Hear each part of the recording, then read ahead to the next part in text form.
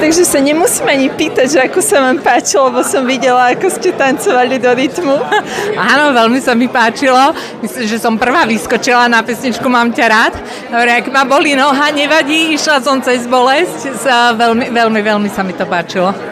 Synov pes bežal za loptičkou a podrazil mi kolená, takže sa mi vyskočilo, tak teraz chodím po doktoroch. Ale napriek tomu ste prišli v dobrej nálade. Možno ako vnímate to, že teraz ako keby s muzikálnymi filmami na pamiatku vášho otca akoby roztrhlo vrece, že či už niekedy toho nemáte dosť?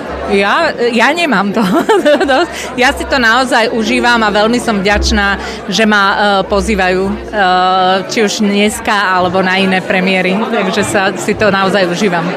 A vy ste v rozhovoroch aj spomínali, že si na svojho otca pamätáte, že mal skvelý zmysel pre humor. Možno čo je taká jedna z najkrajších spomienok, ktorá vám akože s ocinom sa spája?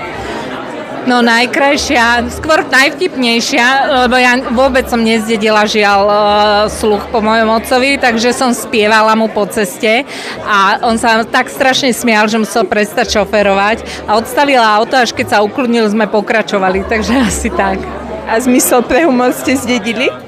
Ja to neviem, ale mám rada ľudí, jak môj otec, máme rada veľa priateľov okolo seba, takže toto určite áno.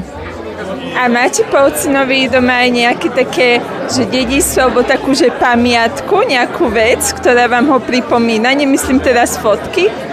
No, mám málo, som zistila, že nemám. Mám jedného plíšového medveďa, čo mi z niekade doniesol veľkého. Mám bratislavské líry a jeden jediný sveter. To je všetko, čo mi po otcovi ostalo.